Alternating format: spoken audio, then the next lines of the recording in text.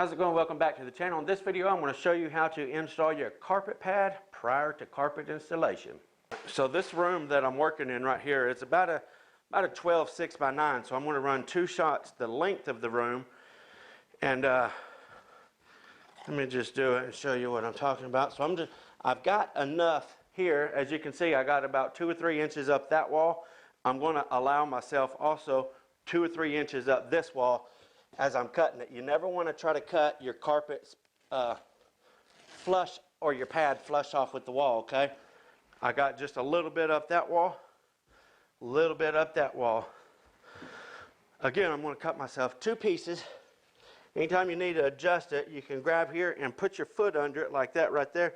As you pick up here and pull up on your foot, and it keeps you from ripping this pad. If you just try to grab the pad and pick up here, you're probably going to rip it. So if you use your foot to actually take the weight of it, and then you can just control it a whole lot better.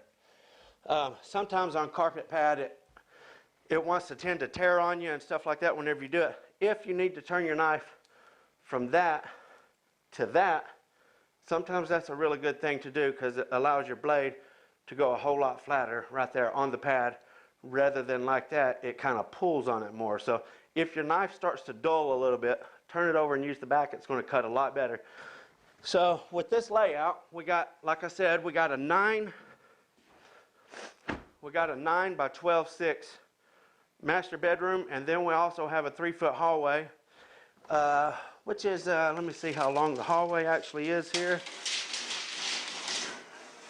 So the hallway is about 9.5 foot. So what I'm going to do, I'm going to take one of these pieces, cut it directly in half. These rows are 6 foot wide, so 6 foot plus 3 foot is 9 foot. That leaves me a 3 foot by 12 6.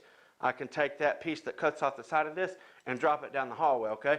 If you'll kind of think about that as you're planning out your layout, it don't take a whole lot of brains there to figure out, okay, I need 3 foot for this. And then, oh, well, I'm going to have a 3 foot piece cutting off this to take that and just drop it down the hallway, okay? I said that was a 9-6 hallway, so I'm going to go ahead and cut this pad down to about 10 foot. Again, leaving myself plenty extra length just to deal with there. Don't never want to try to cut anything off flush until you're done the final cut in. So I'm going to take this piece, drop it down in the hallway.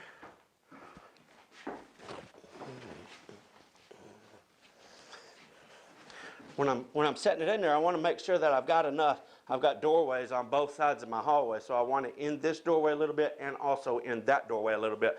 So I'm not going to line one edge, okay? I want to make sure that I have some on both doorways, and I don't mind cutting both sides just to ensure that it falls in each doorway like that, okay? So again, I'm just going to pull my pad over, my big piece here, and line up my tack strip on this side.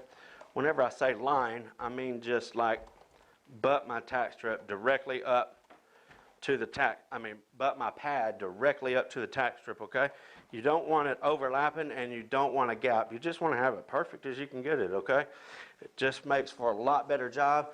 Again, if you guys seen my tack stripping video about the dipping and stuff like that by the wall, then this padding will actually cause the same kind of problems.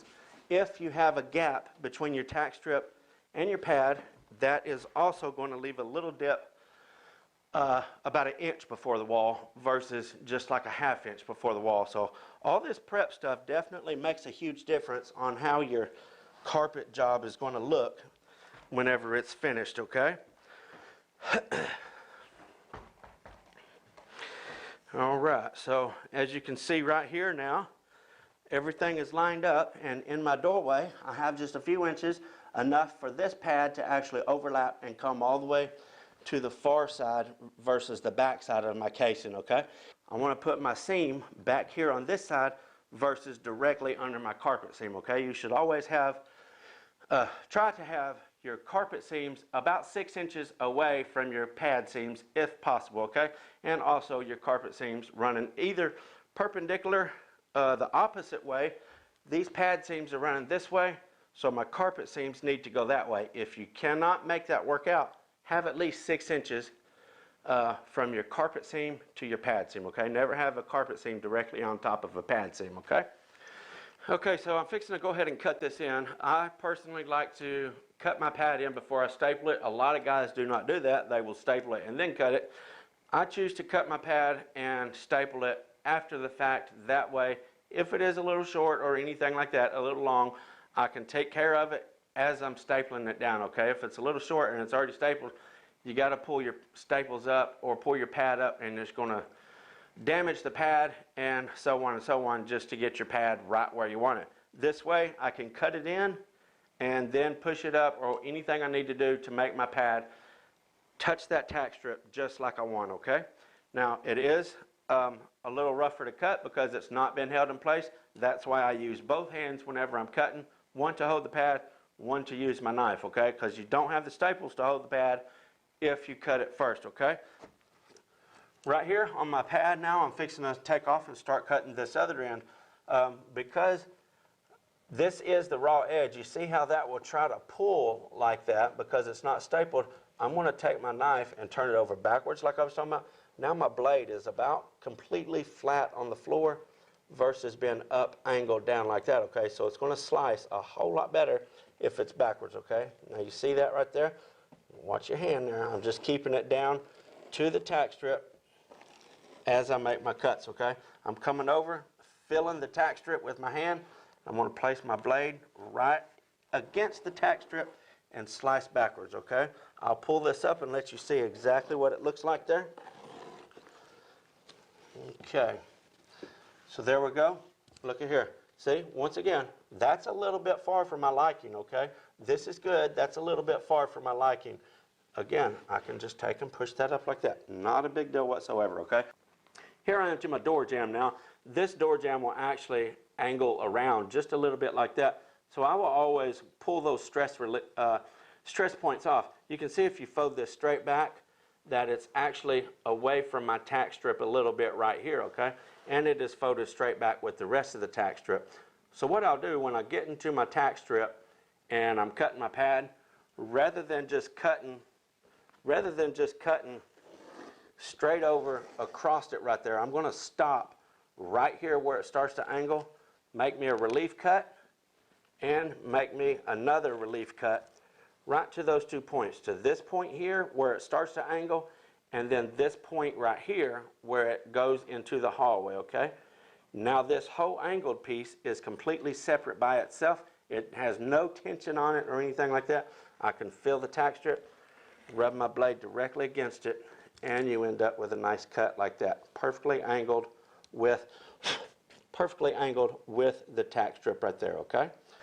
Okay, so starting off on the other side of the doorway, I'm going to go ahead right off the bat and make my cuts. I want you to notice here again, if you see the way that that's cut, I actually angled my cut up the baseboard here that direction, okay? So that way when this falls in there, I have plenty of pad to come up here over this baseboard rather than cutting it straight back like that, okay? Same thing over there. Notice again how that goes up over the tack strip so I can make my cut separately, and that will allow for all this little indentation and stuff like that right there, okay? So never cut it straight off, always allow it to go up on the tack strip some. I'm going to go ahead and cut this hallway in here now. Again, I have these couple little points right here, so I'm going to do those separate. You might say, well, that's taking a whole lot of time, why not just buzz right around that? Well, it's all about precision and doing the best that you possibly can. Making stuff is neat. You guys follow my videos, you know that I don't like to just slop stuff in. I always try to do the best that I can on every single job. So it is a little bit ridiculous, you might say, for some of them, but now you see that just follows the curve and everything of these pieces of tack strip. That again is just a little bit far, but that's okay. See that? I can just push that right there as I staple, and it's going to be nice and beautiful. See that? Lot more benefit to cutting before you staple if you're wanting to be as specific as possible and do the best that you can. Okay. You always want to cut first. That way you can correct all of those little imperfections like that right there. You see me using my left hand a lot. That's to fill the tack strip. Anytime I place my blade into the pad, I either look or feel so I know right where to place my blade so that I'm not cutting too far out or up on the tack strip, okay? You'll either see me pull the pad back just like that or feel with my hands. Just like that. So I want to fill the tack strip and then place my blade right there, okay?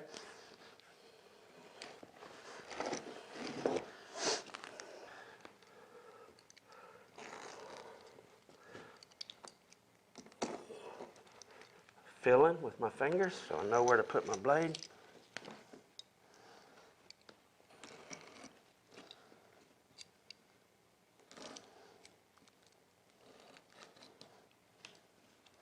There we go.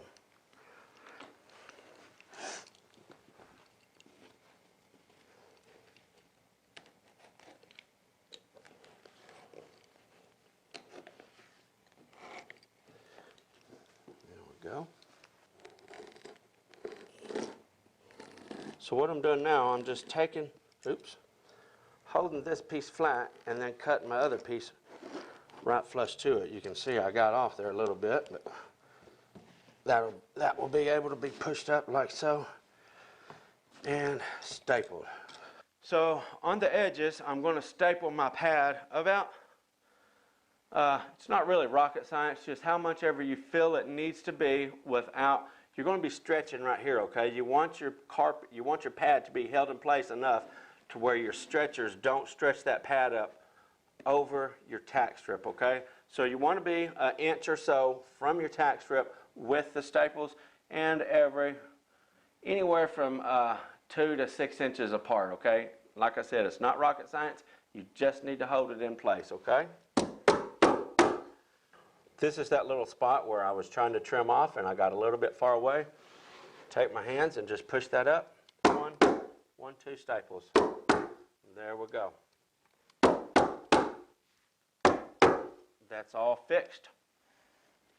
Just another reason why I like to staple after I cut, for that right there. I'm going to staple off this seam. You do need to be a little bit specific for this because whenever you are dragging your carpet and such like that, this is going to be the carpet. Whenever you're dragging it in position, you don't want it to catch that edge right there and roll it up, okay? So on the seams of the pad, you do need to be a little bit more specific. I'll staple this little section right here and then I'll let you come and see what I've got, okay?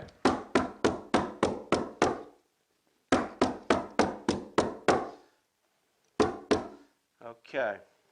So you can see me staple, staple, staple, staple, staple, staple, staple, okay, on each side of the seam.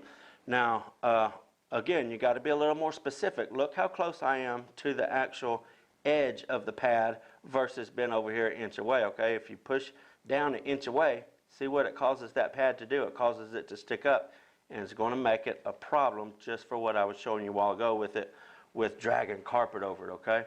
So with my staples really close to the edge, you know, a 1/4 inch, 1/2 inch or something like that's fine. Couple inches in between each staple and as close to the edge as you possibly can, okay? If you go crazy on it and you do staple, staple, staple, staple, staple, staple, that's going to cause a little dip in your pad, okay? You don't want to put so many staples to where it causes a dip where it's just all mashed down from too many staples, okay?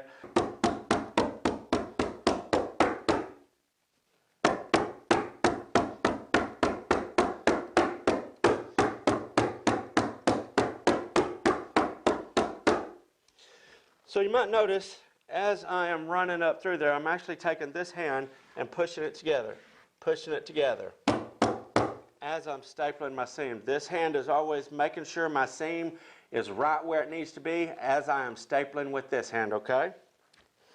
Not just on the seam, but also around the edges. This hand is going to be working, either pushing or pulling this pad to get it exactly where I need to go, while this one is steadily just pumping staples into the floor, okay?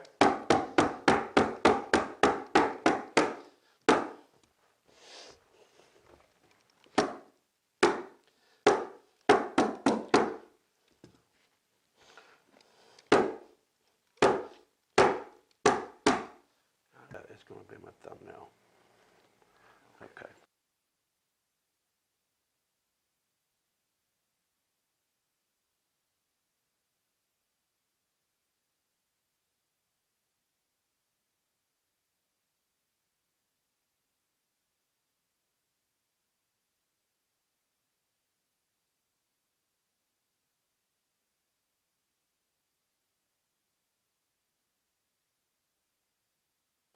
Okay, so I hope you guys enjoyed the video, and maybe you was able to pick something up from that and use it in your daily installations, maybe to just up your game a little bit. Maybe it'll be a little encouraging to make you want to do a better job. Just slow down and be a little bit more precise on stuff. I hope so.